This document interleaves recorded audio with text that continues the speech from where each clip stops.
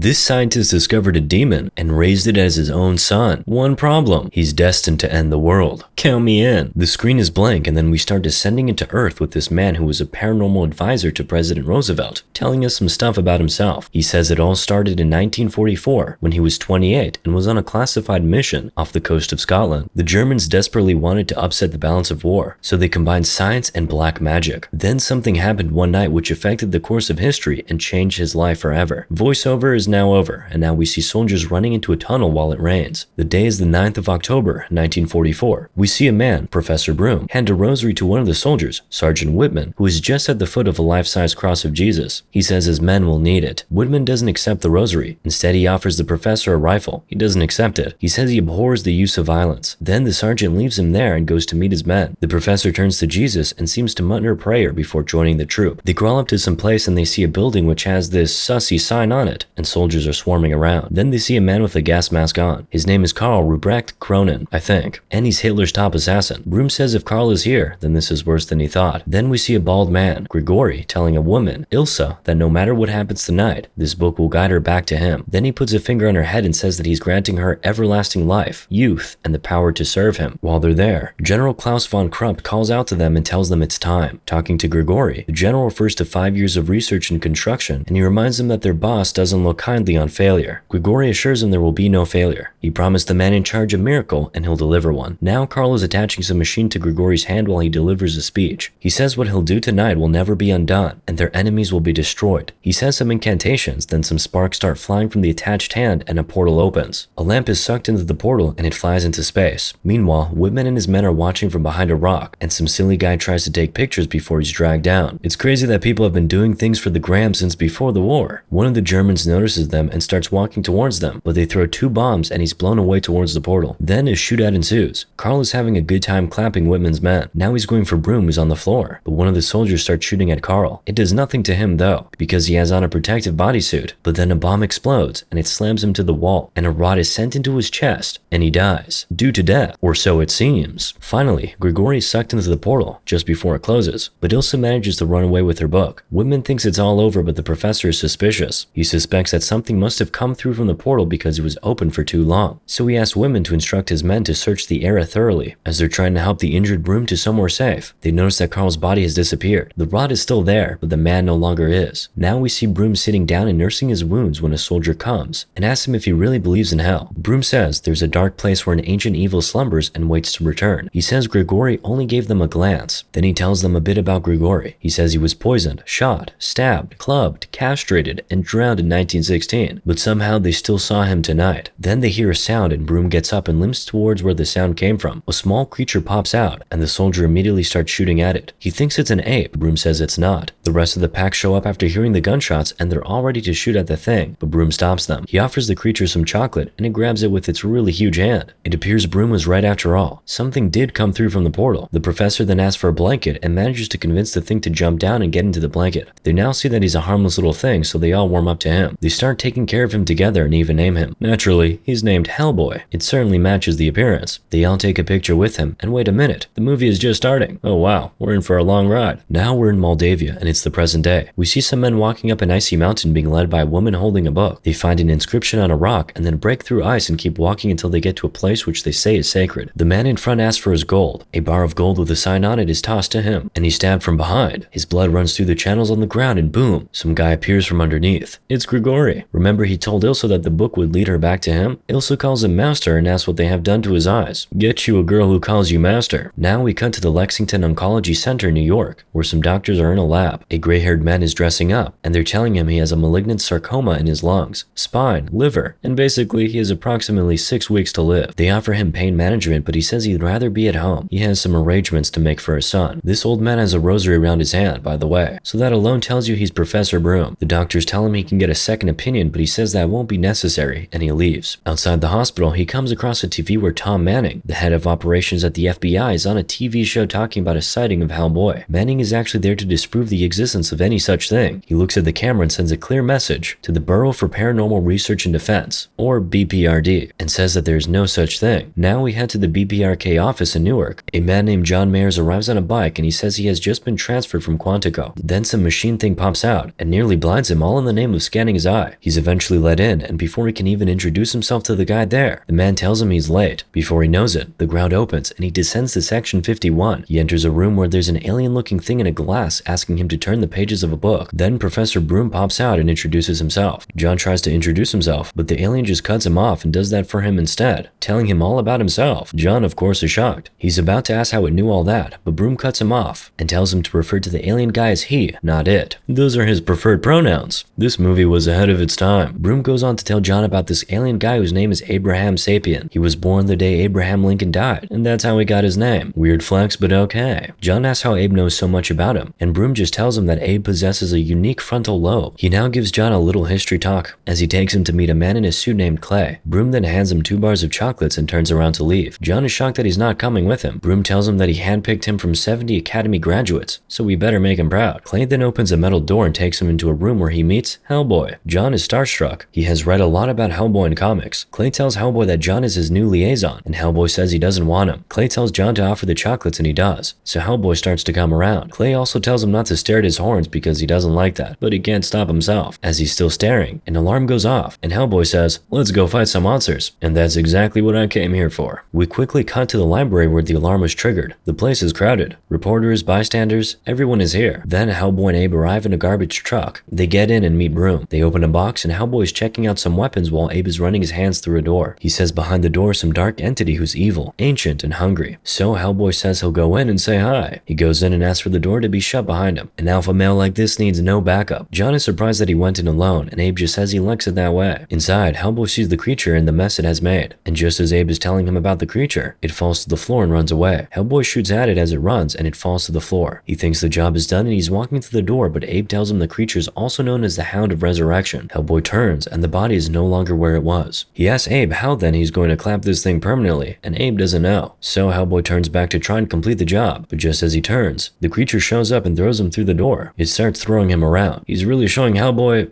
hell. This creature then throws him through some glasses and all the way downstairs where he sees Grigori, who tells him he alone knows his true calling and true name. But Hellboy isn't interested. He picks up his pistol to shoot, but as he lifts his head, he doesn't see Grigori anymore. He now turns around to the creature, which grabs his hand with one of its limbs, but John shows up in time to help him. He shoots the creature multiple times, and it's writhing around on the floor now, but Hellboy isn't grateful for the help. He says, "What do you think you're doing? Nobody helps me. Big man, you might have to be a little humble here. That thing almost clapped you, and not in the fun way." Anyway, they go and hide behind a wall, and John helps Hellboy load his gun, but the creature pops out yet again. He shoots the creature and it starts running away. Hellboy chases him, and John is coming from behind trying to stop Hellboy, because they're headed towards civilians. But Big Red doesn't stop. He's determined to stop this creature. John, by the way, nearly gets hit by a car as he's trying to catch up, but Hellboy stops the car, saying, "Red means stop." I like that one. He continues his chase of the creature and falls it into a rail track. The thing enters the train where there are civilians and Hellboy follows, but he's barely hanging on while the creature has passed through the train and made it out on the other side. He's thrown off the train by a warden and he's left on the tracks. Guess you can say he was stopped in his tracks.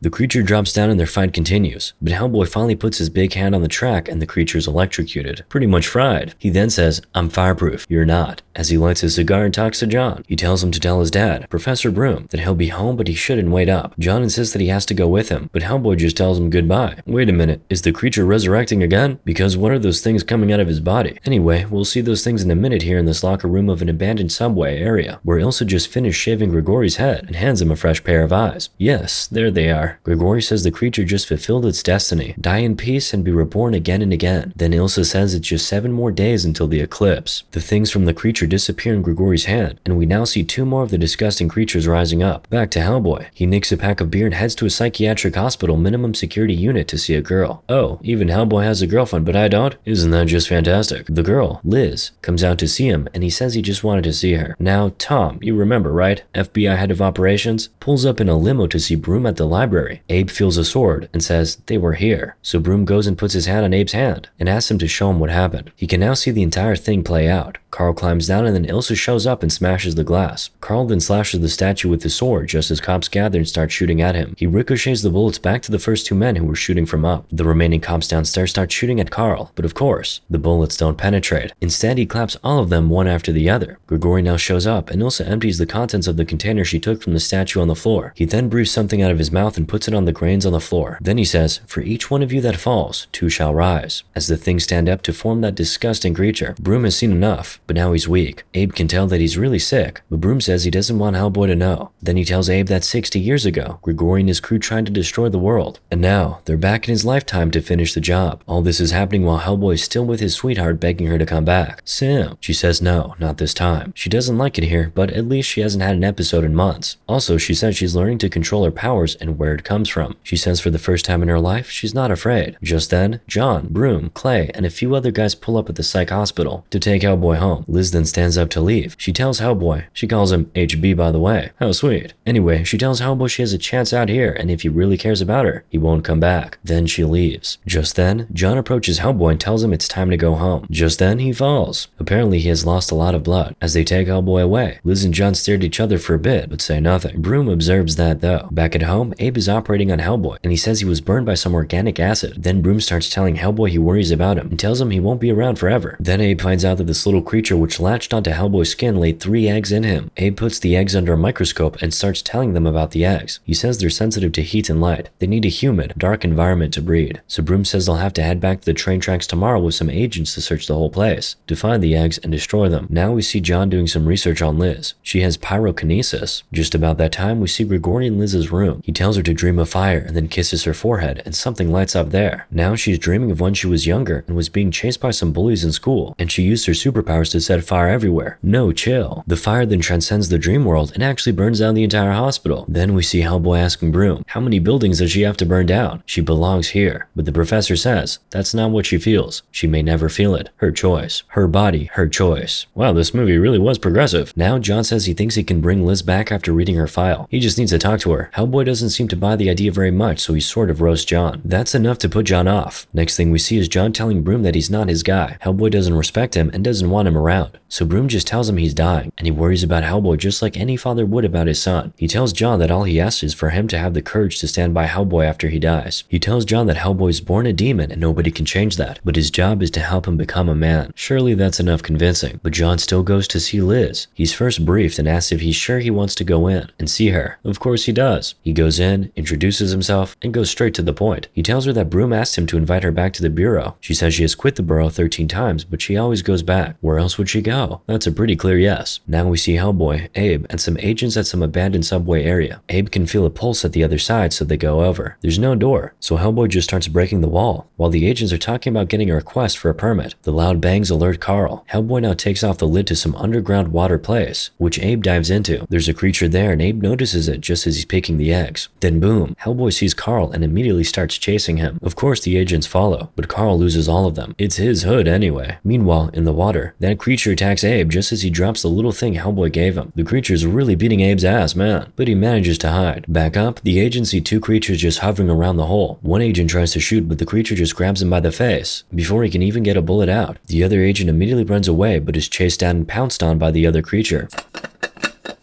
The last agent standing, Clay, is now communicating with Hellboy and asking where he is just as Hellboy once again comes face to face with this creature he once clapped. The brawl is crazy now, and they both land by the train track where civilians are. The fight seems very evenly matched, but the creature takes a huge lead when some part of the building collapses on Hellboy. But Hellboy stands up looking more menacing, even though he doesn't do much. The creature literally just flings him away. Hellboy gets up again, and this time does a better job of beating the creature. A moving train comes and finishes up the job for him. He even saves a woman's kittens in the process. But by now, we already know the drill. Once one dies, 2 more resurrect, and we see that happen in real time just as Abe comes out of the water. Carl now shows up where Clay is. Clay shoots Carl and then Carl stabs him. He does that and then lays down beside Clay and turns a button on his chest. Wait, is he dead? Anyway, Hellboy shows up and tries to send a message to the rest of the agents that Clay is down, but they're all dead. No one can read you, HB. But while Hellboy is going through his sad moment, his love interest is enjoying the air of freedom in her face as she's in the cab going back to the bureau with John. She's taking pictures, but John tells her it's not safe to be putting her head outside the car like that and tells her to come down. Does she listen? Of course not. But if you can't beat them, join them, right? So John joins her to poke his head outside the window, and he lets the picture she took of him fly away. Back at the bureau, Abe is now back in his pod, and Tom starts going in on Hellboy. He tells him he's reckless, and finally says that after he's done clapping every monster out there, there'll still be one left. Him. So Hellboy just picks up some metal thing and acts like he's going to throw it at Tom, but just puts it through the glass instead. He might be a demon, but he has a conscience. Tom starts yelling that he wants Hellboy locked up. Meanwhile, Liz and John have made their way away inside the building and are now exchanging pleasantries with Broom. Hellboy sees Liz and you can see how that immediately warms his heart, but everyone quickly departs from him. John now goes to check up on Liz in her room, and they seem to be getting along, perhaps too well. I don't think Hellboy will like that. Well, speak of the devil, all possible pun intended. We see Hellboy on his bed preparing something he wants to say to Liz, and as if on cue, she comes in. But as Hellboy tells her she has something to tell her, she says she's about to go out for a cup of coffee with John. Hellboy doesn't like the sound of that, and you can see it in how he's now acting towards John. Anyway, let's take a break from this love triangle and go back to Professor Broom, who is currently recording himself while he examines Carl's body. Oh, Carl is really dead? Broom looks up and asks, what horrible will could keep such a creature as this alive? Meanwhile, Hellboy has escaped from his room. He's following Liz and John. He's a really jealous lover, I see. What he doesn't know is that John is playing wingman for him. He's telling Liz that Hellboy loves her, and Liz says she doesn't know what she feels, but what she knows is that she thinks about HB every day. John and Liz keep walking and Hellboy keeps following, and he sees Liz take John's picture, and he starts pacing up and down like a high school boy. He tries to fly down and confront them, but he doesn't succeed, so he climbs back up, where he sees a little boy who recognizes him as Hellboy. He tells the little boy not to tell anyone, but I doubt this boy will be staying quiet. Meanwhile, back at the bureau, Broom is informed that Hellboy escaped, and he just says that Hellboy will never change and goes back to his research. And now, we see Carl wake up and get dressed. I just knew he couldn't be dead. Hellboy is still stalking John and Liz. In fact, he has gotten a little too comfortable. He's eating cookies with milk with his new friend while he watches on. He sees John put his arm around his girl, and that's when he loses it. He picks a stone and throws it at John's head, but of course, John can't tell where it came from. Broom is still doing his research just as Carl descends from the stairs. And guess who he finds sitting in his room? Grigori. He says something about using Hellboy to destroy the world after Broom is dead, and he puts his finger on Broom's forehead and shows him a vision of Hellboy bringing about the end of the world. Grigori says he knows Hellboy's real name and asks Broom if he wants to know what it is, but the professor says it doesn't matter. What matters is what he calls Hellboy, which is son. How sweet. He now heads to his table, puts his rosary down, and says, I'm ready. So Carl drives his sword into Broom and he falls. Now just take a look at Hellboy. They just clapped your dad, but here you are stalking a girl you like a little boy. Perhaps worse than a little boy, because the actual little boy in this situation is telling him to just go and tell the lady how he feels. But just as this kid is offering his 2 cents, some agents pull up to Liz and John in a car, and Hellboy can just tell that something is wrong. He immediately heads home, and now we see him kneeling over his father's body. Next, it's the funeral. And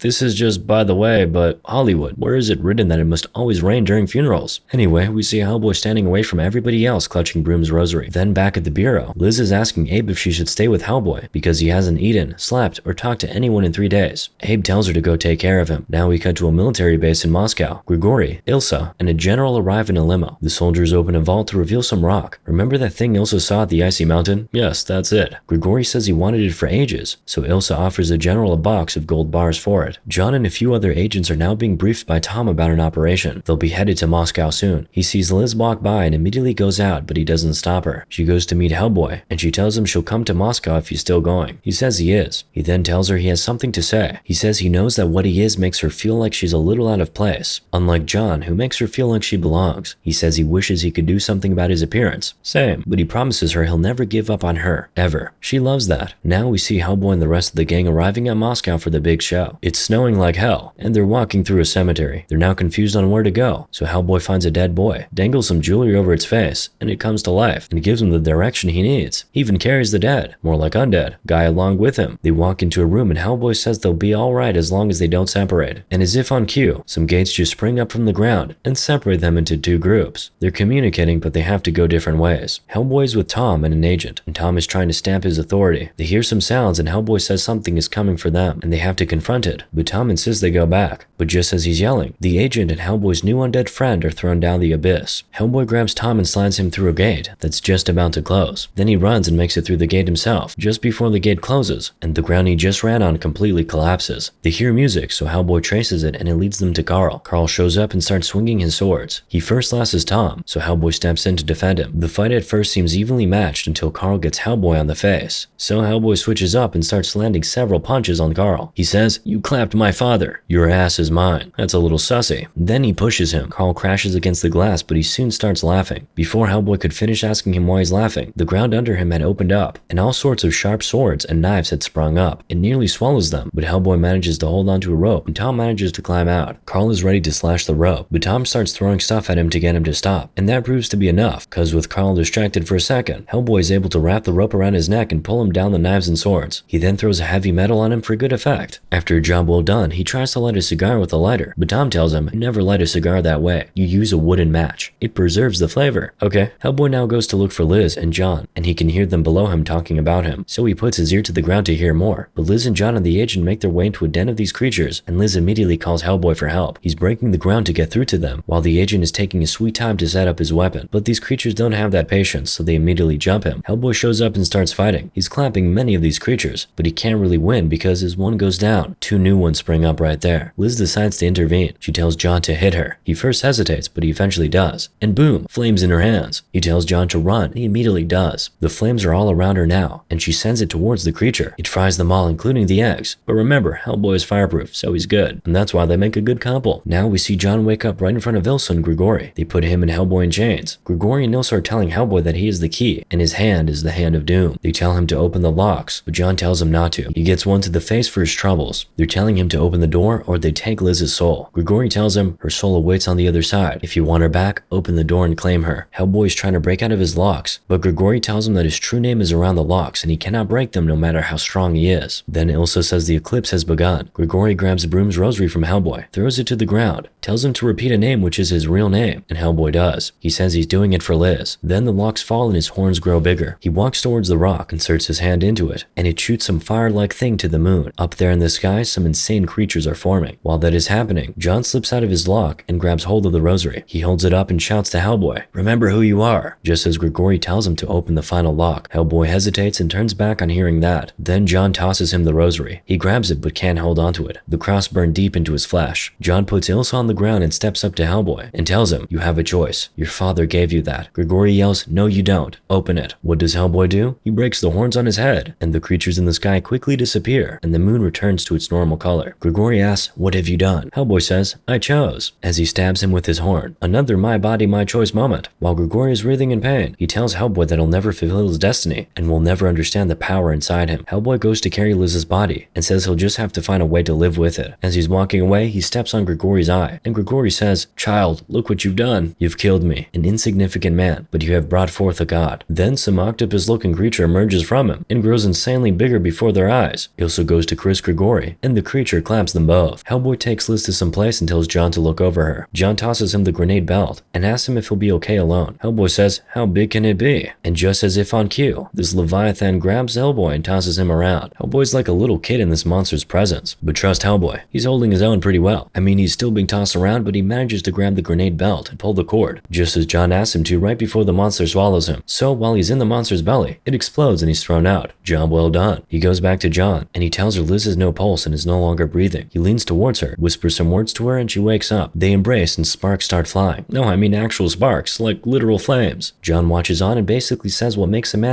is the choice he makes. Not how he starts things, but how he decides to end them. You know what? I think that's the moral of the story.